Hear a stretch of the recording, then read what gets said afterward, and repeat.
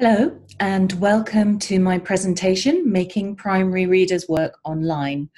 My name is Rebecca Adlard, and I'm an author, teacher trainer, and I've just been working with Collins Publishers on their new series of primary EFL readers called the Peapod series, and I'm very lucky to be series editor for their series. So welcome to my talk today. It's lovely to meet you all virtually. And I apologize now that the way you will see me doing this from time to time as we go through this presentation, because I'm referring to my PowerPoint, which is on another screen in front of me. So I hope that's not too distracting for you. Okay, so making primary readers work online. Obviously, this is a major concern at the moment of how to support our learners when they're not within the classroom. So why use readers is the big question. And when I was thinking about this, I thought, in a way, it's all the things we know about readers that are particularly important and useful when we're looking at distance or online learning. The first one is they are engaging, they are stimulating. They provide a very rich learning environment that is full of fun and energy and changes focus for learners. And they're enjoyable. They mirror what our children, our learners would do on their own time. They like stories, they like books. Children generally are quite interested in the world and finding out about new things. And therefore, by giving them books, we are giving them a relatively enjoyable task, even if there's the challenge of doing it in English. Learning by default. Often, with a good reader, children will almost forget they are doing it in a second language. They will hopefully be immersed in the story or the content of the book, and that gives them a foot in to their learning.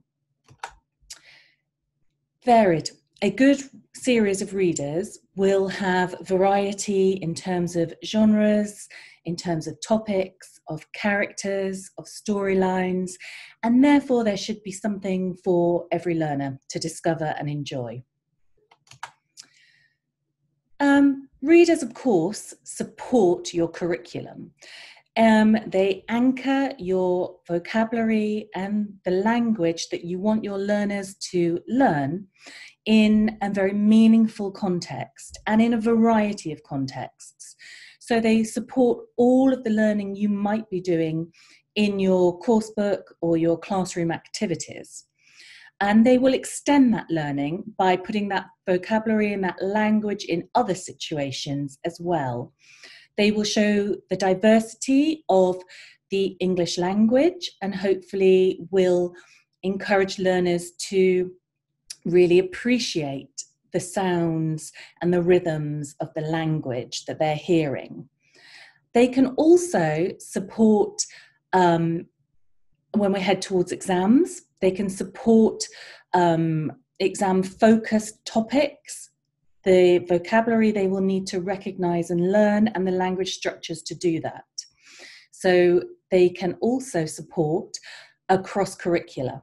So topics that learners have studied, maybe in arts or sciences, social sciences, can be reflected in both fiction and non-fiction books.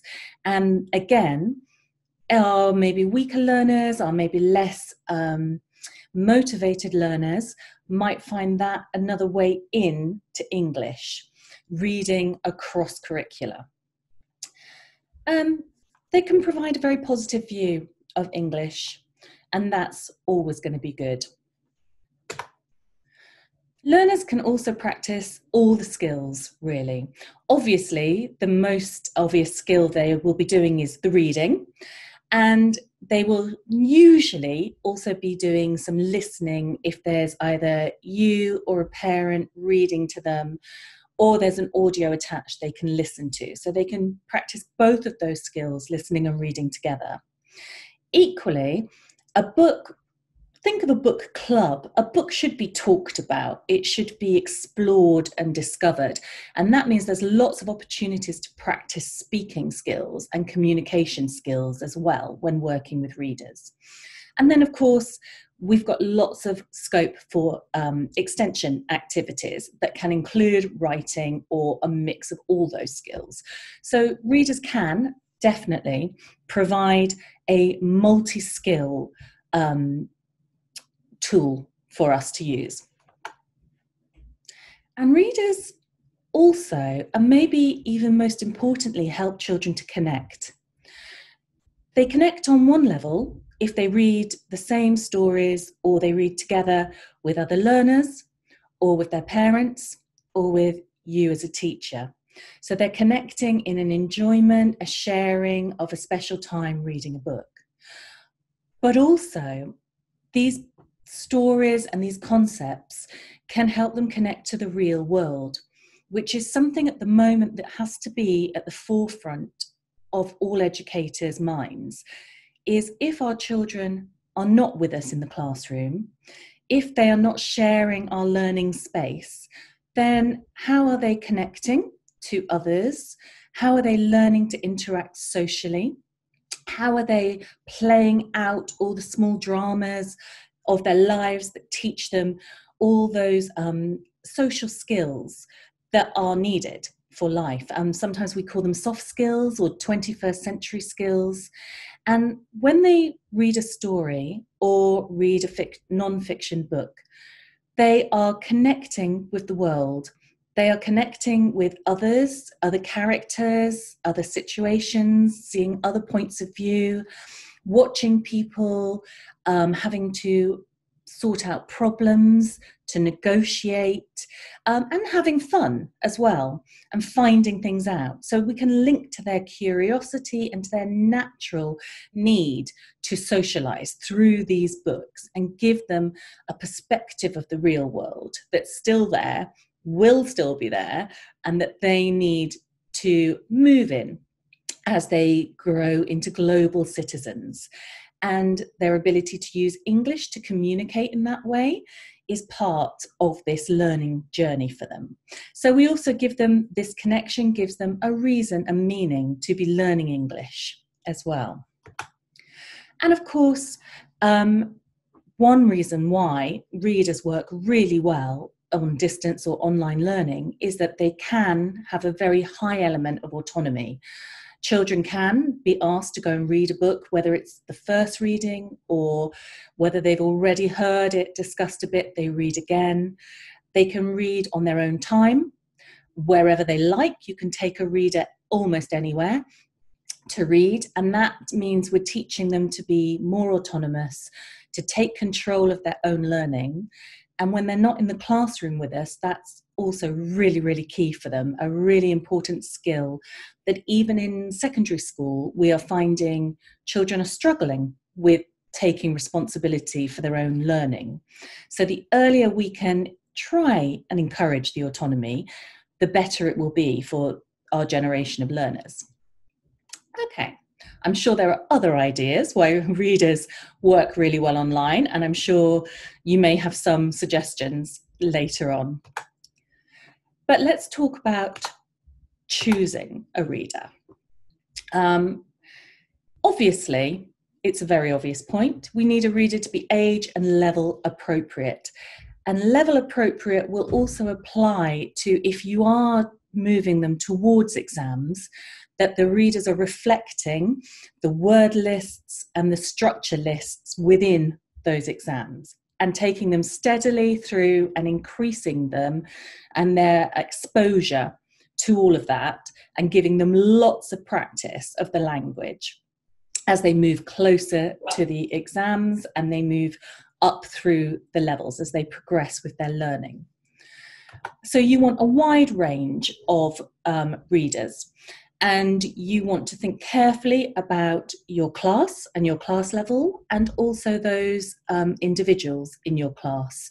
And you may want to allocate a different set of readers to different groups depending on their abilities. And again, you know, with readers, you can use them very well with diverse classes by really pinpointing what a particular child or group of children need. Obviously, the story and the content is paramount.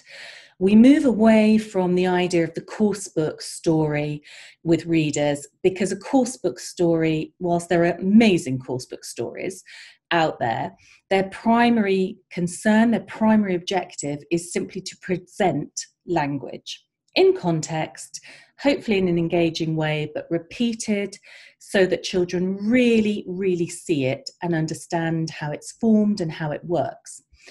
What we're looking for in a reader is where the language takes a backseat and the story drives our reason for reading. So we want good story, good content, good authors, and also good illustrations that will really, really pull our readers in. Alongside that comes natural language. Yes, we want all the language structures involved, but again, the story must be the most important thing. We want books and readers that really speak to the child. Remember, these children, if they're reading at home, away from you, away from the motivation of being in the classroom, they need to engage with the readers that you choose for them. This could be allowing them to choose readers for themselves, and there's a very good argument for that as well. But it's also about making sure the range of readers that you give them really will speak to them. So making readers very child-centered, so they can recognize the situations that they're reading about. They recognize something in those characters, and if not in themselves, in people they know, and they have a step into the world of the book. For example, you might find that some children like to see familiar characters as they read. So they would prefer to have a set of books about two characters, for example. They know where they live, they know what they like, they know things they might say. And this familiarity gives them sort of a more comfortable entrance into that world of the story or the book. So you might decide that your learners need to have these recognizable settings and characters, and they go on a journey with those characters, developing alongside them, exploring alongside them. Other children might be more inclined to want to read about things that interest them. So if you know your children have certain interests, hobbies, things you've talked about in school, things that have been talked about in other subjects, then you might want to link readers to those. Here you'll see that I've got just an example of a topic about horses. You could have children who own horses, have gone horse riding. They might have studied horses in another topic, in another subject. And here you've got both a fiction and a non-fiction book on that topic. So you might want to look and say, what would we be interested in reading about? And that might be how you choose the readers. The approach, I think we've talked a little bit about this, is very important. How are the readers drawn into the story? And this is often about the first couple of pages of a book. Are they engaging? Can they recognize the situation they're looking at? Are the characters alive for them? And you can ask children, have a look at a couple of first pages. Is this a good book? Do we like the look of this? Let's try another one. And this works for fiction and non-fiction. A non-fiction book, in the same way, needs to grab their attention, needs to interest them and make them want to ask questions. Okay. So we're looking here then at the idea of distance learning, which just very briefly I would say is about when a child is learning in their own environment, away from the classroom, away from the teacher and their peers, possibly with parental support or even a tutor's support, possibly on their own, with limited interaction or connection with a teacher. Online learning, I would say, is more like this. You might see your teacher, you might have a live meeting with them, you might have a recorded meeting like this with them, but there's a bit more, and we will talk more, and I will set you more tasks and respond more to what you've done. And then there's blended learning, where there's a combination of this, distance and online, and possibly some classroom time. And obviously at the moment, across most of the world, in fact, I think this blended learning is where we're at, which is quite good when we're using readers, because it means we can introduce this in the classroom and then take it home, if possible. But equally, we can use some tools to try and just encourage children to use readers at distance. So, why not set up a reading challenge? You can put together a very simple reading challenge maze or stepping stones or path journey for them, where you can choose the books that you think are appropriate, interesting for your specific set of learners, and challenge them to get from one end of the path to the other. Equally, you could simply have 6 stepping stones, 8 stepping stones, and allow them to choose the books that interest them themselves. You can have as many books as you think they're likely to be able to read, so it's challenging but not impossible. And obviously you could do it per half term, per term, whatever works for you in your classroom situation. So setting them up, this is your reading challenge, and they need a copy of this challenge chart. Now, bearing in mind at home, it means that we are probably with primary relying on quite a lot of parent support. So we need to supply, oops, sorry, I went the wrong way, went too fast there. Let me come back.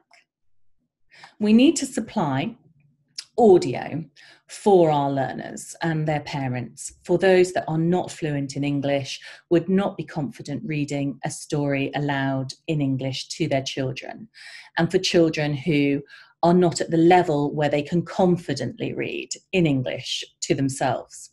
So for them to be able to hear the language, hear the pronunciation correctly, we need to supply either a pre-recorded audio or ourselves reading for them. And then we need to enable parents to really work with these readers, with their children. So we need to supply some sort of step-by-step guide on how to really use readers. And here we want to give them some ideas on how to begin by introducing the book, looking at a cover, using a cover. And then we want to move on and tell them how to access the book for their, I hope you can see that, for their readers, for their children, sorry. So this might be opening up the first spread and saying, let's set the scene, where are we? Who are the characters in the book?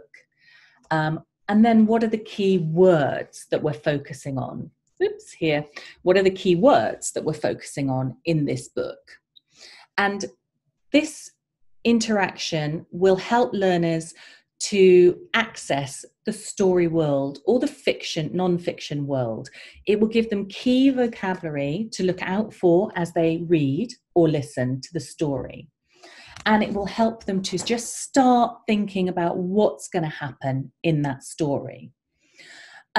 So we want some few questions, maybe a personal question as well to ask your child. What do you think the story is going to be about? You know, have you got any of these items, for example, here? You know, or where's your hat? Where's your bag? And any questions like this. And that will really engage the readers. So then after the child has read the book, we then need to help parents and children to do some after reading activities. So for example, here we have a picture dictionary at the back of this book, and we have audio attached. So a parent can listen to the audio with their children, and children can repeat the words. But it's nice if then we can also suggest a game they can play or an activity to work a bit more with those words. Similarly, a comprehension activity at the back of a book is lovely and useful, but sometimes parents just need to know what they're meant to ask, how they're meant to help their children to do those activities. This one is quite straightforward. It's a yes or no, but we have others. Let me show you. There's a picture dictionary. Others that are slightly more complex, and parents might just need a little bit of a hand looking through those. So let's give them ideas on how to use those. And then we talked about multi-skills. So readers should be used to practice listening and speaking as well as just the reading and the listening. Here we've got after reading, listening and speaking practice that aligns to starters and movers exams. So using our readers to promote or practice those exam style activities. And you can see here we're supplying an audio script and a picture prompt. And this audio script is recorded, so parents only need to play it, and a child needs to listen to those questions, look at the picture as a stimulus, and see if they can respond. Obviously, they won't be able to respond every time or on their first time or to every question, but through practice and more practice and more practice, hopefully they will get into a rhythm of listening and answering, and their original sort of one-word answers, yes, no, will become more extended, like yes, I do, or no, I don't like cakes. On a picnic, I like to eat sandwiches, whatever the question and the answer might be. So lots of practice of listening and speaking, and that will really help parents in particular to work with these books and to see the purpose of these books. So although we want them to simply enjoy the story and hear the language, we can actually use readers to develop a lot more than just sort of an extra activity. We can use them really to prepare learners. Here's another listening and speaking practice with slightly more complex questions, open questions that ask children to think about what they like or think about the topic, and to give some more personal information, opinions, or facts about themselves, where they live. Also, parents need to know what conversation they could have with their learners after they've read these books. So here we provide lots of questions about what happened in the story, why they think something did or didn't happen, how the characters might have felt when they were doing things, hearing things, saying things in the story, and then relating it back to themselves. And again, all this is incredibly good practice for those speaking exams that they may be moving towards. And will give parents a lot of ideas for time spent talking about the books. They're also obviously very useful for you if you're doing a kind of live interactive session with the class. Unfortunately, many of our learners would not be able to respond on a live chat, being too young, or their language level or their typing skills are just not good enough. But that doesn't mean that you can't still ask those questions and have them think, say into themselves. And many of these can be done in their first language. to really make sure they've understood the English in the book and the concepts in the book. A lot of these will also deal with personal and social, emotional health, and that is also really key at the moment. Readers can give us a way into discussing topics that are perhaps more sensitive, more difficult to talk about. And at the moment, children do need to be able to have a space to think about how, again, to resolve conflict, to discuss what makes them happy, what makes them sad, how to be a good friend, all of these things. And so let's give lots of ideas here for parents to help children to talk about that, or equally you can use them yourself, especially in a blended learning approach, once children can come in having read a book and you can discuss it. Also, it's nice to give some extension ideas that possibly link back to other curricula. So we've got here a kind of science one, a more technology-based one, and a creative writing extension. And a nice way to present these is for you to actually make your own video modeling your answer to this, your experiment, your text that you wrote, your story you wrote, your picture you drew, and inviting learners to do the same. And then hopefully they can send those to you and you can make a gallery or at least respond individually to them saying, oh my gosh, that's amazing, or share on your school website, whatever it is. So lots of ideas for after reading activities that can extend their language, but also extend the concepts and the topic.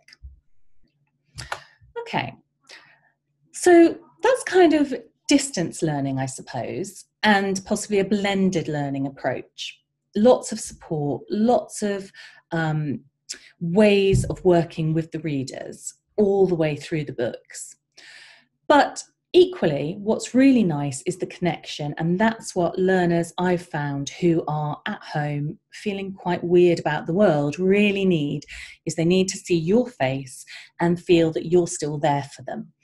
And so what I've done now is I have produced something, a little video for you to watch that uses two platforms really, Zoom and Loom.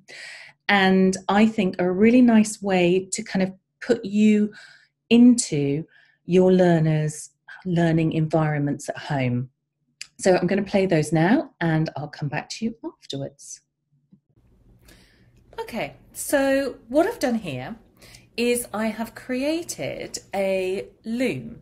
Now this is something you may or may not be familiar with, and it's just another tool that we have that we can use to try and make those connections with our learners when we're not able to be in the classroom with them. So I thought I'd have a play around and see what we could do to bring the readers alive and to replicate that classroom sort of dynamic a little bit with all the parameters that we have with online and distance learning. And as a parent, when my children were in lockdown quite recently, I found these Loom videos really, really helpful when teachers would do them, because the children felt that they were actually with the teacher, actually being taught, and that was really positive for them. So this is what I've played around with. What I've done, first of all, is I've just used Zoom, other platforms are available, to create a video of me reading aloud one of the stories like you might in the classroom. So looking at the cover of the book, taking time to talk them through it, having a look at the different pages and reading the story. Obviously, you can use Zoom to do this live or other platforms, but this is a recorded one. So this means that there's some autonomy. Parents can sit down and use it with their children when it's appropriate. Children can watch it again and again. And yeah, so it's quite a nice tool just to have them seeing you reading to them in English. So I'm going to play you just a little bit of that to start off with. Okay. So today I'm going to read on my sofa, and I'm not alone. I've actually got, you might be able to see, I've got my cat who is going to sit and listen with me. And the story that we're going to read today is called Climb to the Sky. So I hope you've got your book with you.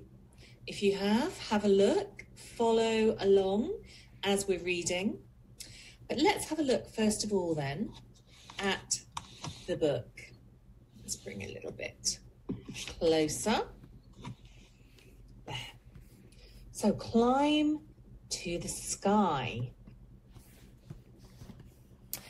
Now, as you can see, it can be a little bit clunky.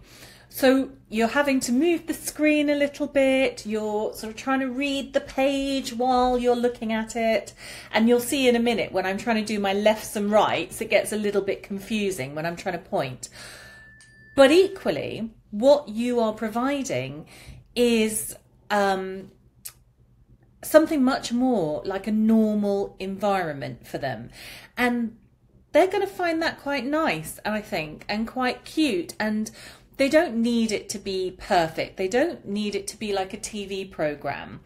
They actually want to see you. And anything you might end up doing in a classroom, and you're probably more polished than I am, but that's fine. It looks fine because it's normal and it's natural and it's using language and it's communicating with them. So don't worry if your video doesn't look like it's been shot by a crack team of video producers, and like mine has its homegrown elements.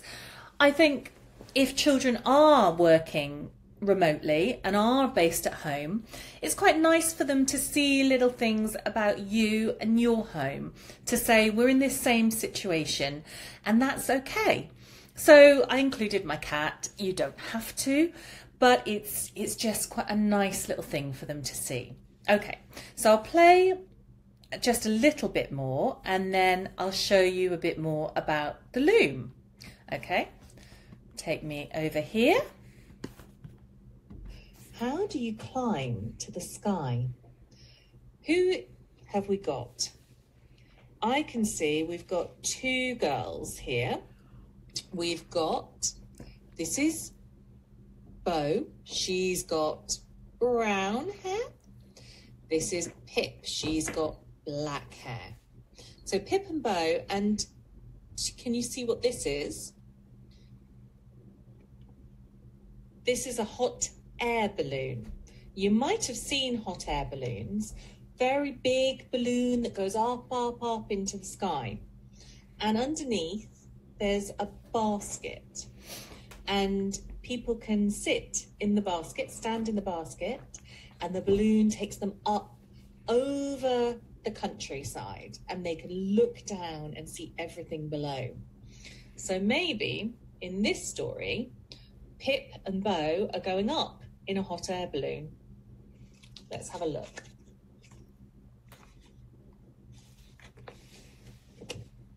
Okay. So what's in this story? Okay. So on this page, I've got the option of, I've recorded myself reading aloud these words and putting in some sound effects, you know, sheep there and a lion that children can join in with me and they can copy. Or I can use Loom to help me with this. Sorry, you can see a cursor on my head. So Loom is another free platform, and it allows me to put myself here in a bubble. And as I move along, I can move around as much as I want on the page to show what I'm looking at, get myself out of the way if I need to focus on a part of the screen, a different part of the screen. And it's quite funny for the kids. They quite like seeing moving teacher rolling around the page like this, where I might, and I can even take myself off the screen if I want to totally concentrate on the page or anything I'm doing on there. I can also make my image a little bit bigger if it's more important that you're focusing on me at this moment and what I'm telling you, or if it's more important to look at the page, I can be a bit smaller. I could make myself the head of an elephant. I could cover a word with myself and say, can you remember the name for this animal? It's an elephant. I can make myself the bear. I can make myself the duck. Lots of things I can do by playing around with this, and I can totally focus children on where I want them to be and where I want them to be looking on the page. So I think this is quite a nice interactive tool. What I've done, as I said, is I recorded this Zoom and then I have played it using on my computer a VLC media player. So it's whatever media player your computer has I think would work. This is VLC, and when I play the VLC I can stop and start obviously my Zoom video, and I can add Loom as a feature on top of that. So I've layered, if you like. So those are my 3 steps. You make the Zoom video, you save it and play it on your VLC media player or other media player, and then you attach Loom to it, saying that you want to use the window and the camera, and then you can annotate like this. Okay, so if we move a little bit on into the story, if I move my Zoom along, okay, so I'm talking about that. I'm talking about the next page, what I can see. And then, let's see, we start to read here. Our 2 characters, Bo and Pip. Okay, shall we start reading? Follow along while I'm reading.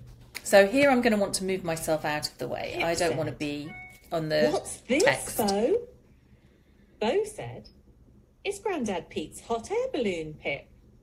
Pip said, "A hot bear balloon."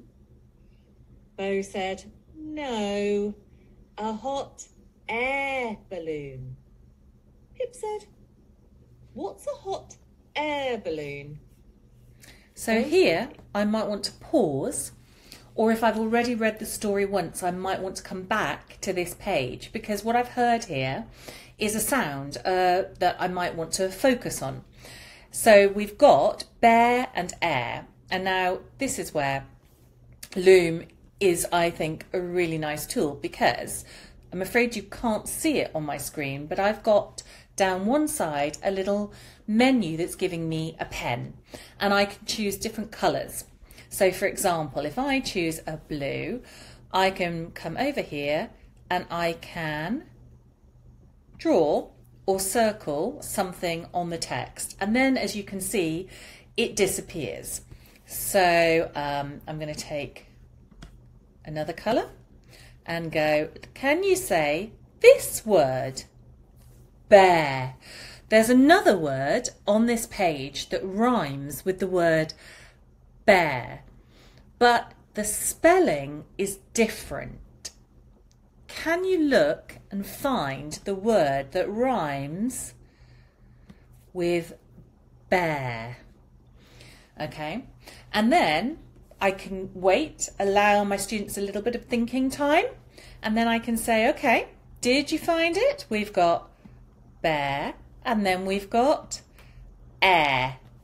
Bear and air. So I can practice some sounds. Equally, I could say, okay, what animal is this? Yep, it's a bear. Okay, and what animal is this? Yep, it's an elephant. Okay, I could say, let's all be Pip. Let's all say Pip's line here. Pip's thinking. What about this question? Would you like to go up to the sky. What do you think? Tell me, would you like to go up to the sky? Would you like to go up in a hot air balloon? I'd like to go up in the sky. I'd like to go up in a hot air balloon. I think it would be fun. Okay, so you've got these lovely tools that you can use just to either isolate things. If they had the vocabulary, we could say, you know, what's this? We can talk about the various things the characters are doing. I could even just say, who's this? Pip or Bo? And it gives us a very nice little interactive tool for them.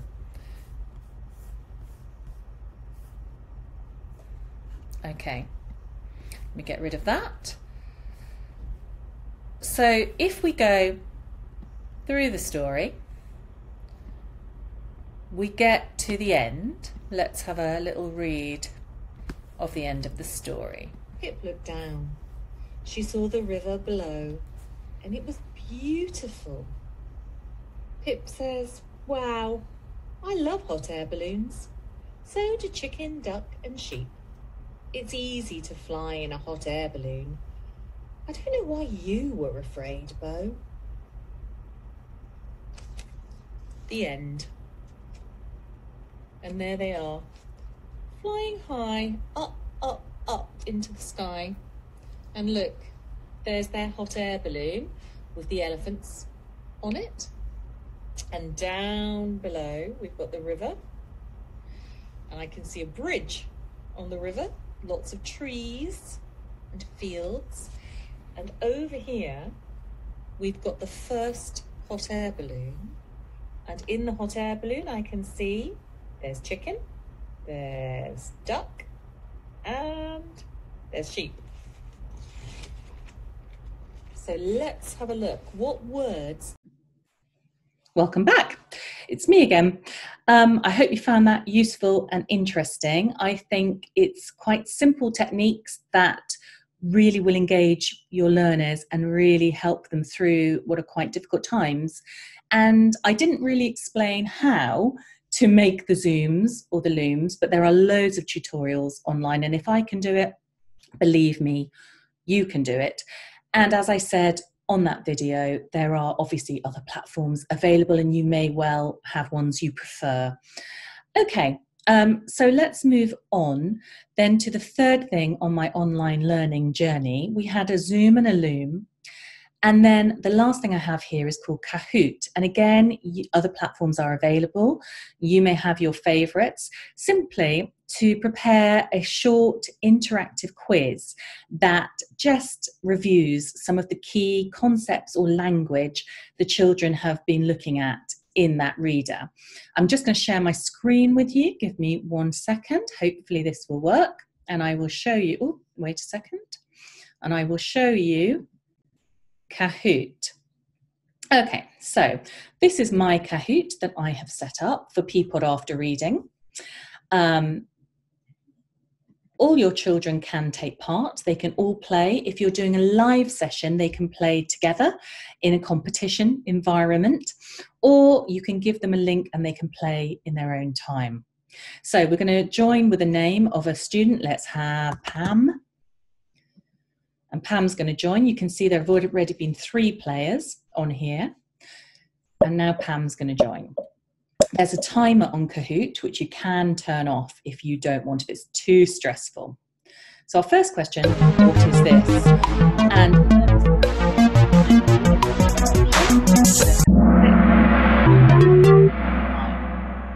And they get points depending how quickly they clicked on the correct answer. And here we can see that Pam's doing very well and she's second only to Bex up there. Okay, I just need to move myself to do the next one. So again, what bird is this? They get didn't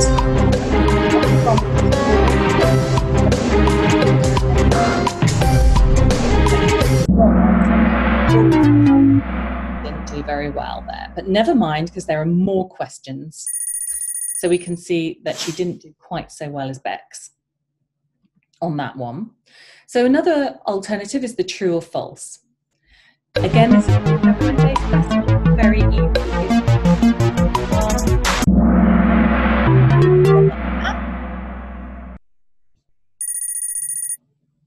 There she is. And then the next one is more from one of our non-fiction books. Was that true?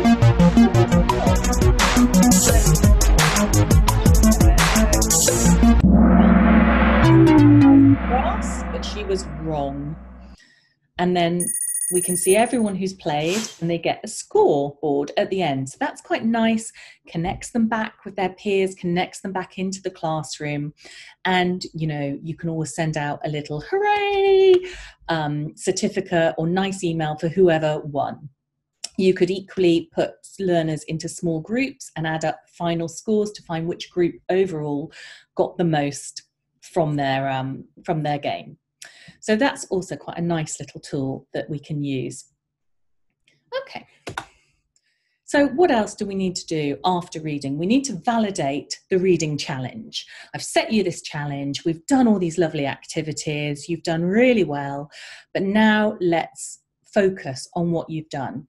So a reading journal is a really good idea. Now, you can have as many columns as you want for them to fill in. I just threw some up here that I thought were nice ideas. You need to vary it depending on the age, the reading level, the writing level, the English level.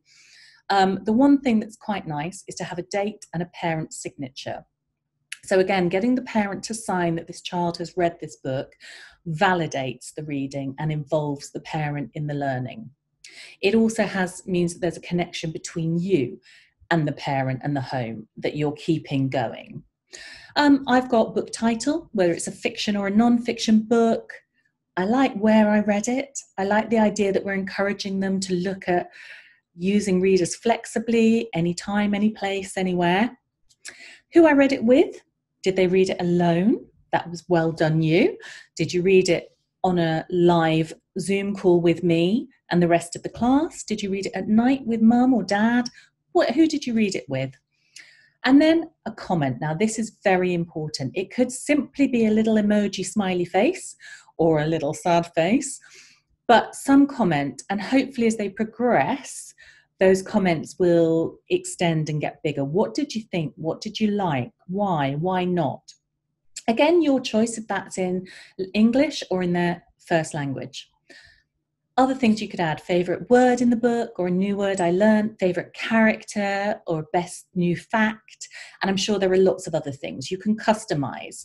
But getting them to fill this in for each book they read in the challenge, and then to either take a photo and send it to you or fill it in online and send it to you so that you can see where they are and respond. So you might want to add another column there that says teacher comment and just respond to whatever they've written about that book. Okay, and again, anything they send you, we looked at those ideas for extending reading with little experiments, little videos they make, little stories they write. If you can, try to put that up somewhere that they can access, that their friends, their extended family, their peers, the school can access. It could be a school website, it could be an Instagram for your class, a Pinterest, a Facebook, whatever works, but try to validate the learning and keep it connected. Send them the link every week, every couple of weeks, send it to parents saying, go and have a look. This is what the class has done. I'm so proud. And when they get to the end of the reading challenge, they need something that says, well done. And so give them a certificate, perhaps. It could be something else, but a certificate is nice and easy. You can fill them in and then you can just email them out to parents who can print them for their children. This one I just found online at a site called twinkle.com. There are others you could custom make your own. And so they need to have that real encouragement. They need to know they've done well. They need to know you're proud of them so they can be proud of themselves as well. Obviously, there are other resources out there to support this learning, especially a focus on exams, or it may be that you're supporting the course book with these readers, and therefore you're going to link them back to the course book, back to the workbook maybe. But give parents all the resources that you can to help them through this time. And that is, I think, the end of my time here. I think we've run out of time. So thank you very much for joining me today. That was quite a quick run through of everything I had to say, but I hope you've taken away some useful ideas, and this is available for you to go back and look at in your own time. And hopefully you will have a look at the lovely new Peapod readers and let us know what you think. Any comments will be very, very welcome. Thank you all for your time. I wish you all the best with this new blended or online distance learning scenario. And I hope readers really help your class and support your class in their English language learning journey. All the best. Many thanks.